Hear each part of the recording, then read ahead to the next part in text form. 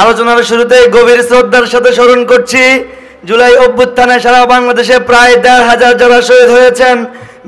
বিশেষ করে স্মরণ করছি লক্ষ্মীপুরের আফনান সাব্বির সহ লক্ষ্মীপুরের ১৭ জন শহীদ ভাইকে। দোয়া এবং শ্রদ্ধা জানাচ্ছি যে সকল ভাইয়েরা এখনো শরীরে বুলেট নিয়ে ঘুরে বেড়াচ্ছে। আজকের এই প্রোগ্রাম থেকে কয়েকটা বিশেষ কথা না বললেই নয়।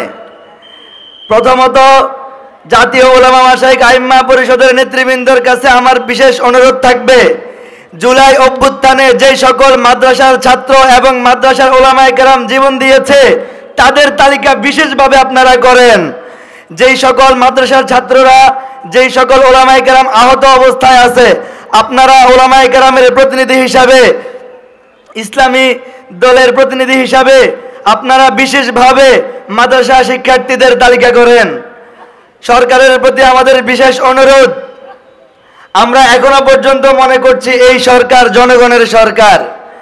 পূর্ববর্তী যে সরকার ছিল ফ্যাসিস্ট হাসিনা এবং তার দোসররা, হাসিনা তার কিছু নেতাকর্মী নিয়ে পালিয়ে গেলেও, কিছু নেতাকর্মী গ্রেপ্তার হলেও এখনো আমরা দেখতে পাচ্ছি দেশের প্রত্যেকটা প্রান্তে প্রান্তে প্রশাসন সহ সকল জায়গায় এখনো স্বৈরাচারের দোসররা বহাল আছে।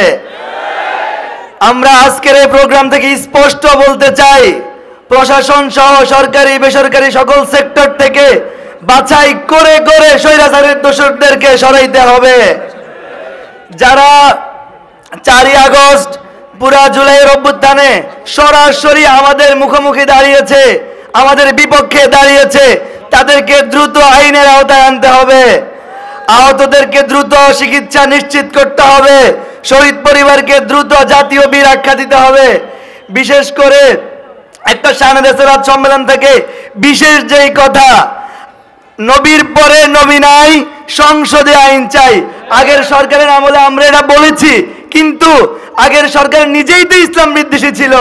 ফ্যাসিস্ট হাসিনা নিজেই তো নবী বিদ্বেষী ছিল, ইসলাম বিদ্বেষী ছিল।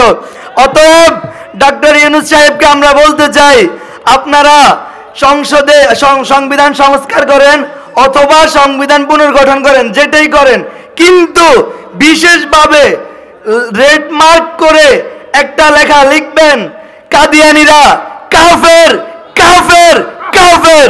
কাদিয়ানীদেরকে যারা কাফের মনে করবে না তারাও কাফের। এই আইন বাস্তবায়ন হতে হবে ইনশাআল্লাহ। এবং যেখানেই রাসূল সাল্লাল্লাহু আলাইহি ওয়াসাল্লামকে নিয়ে কটূক্তি করা হবে, আগে আমরা দেখেছি নবীজিকে নিয়ে কটূক্তি করে সরকারি পাহাড়ে বর্ডার পার হয়েছে, এরকম ঘটনা আছে না নাই?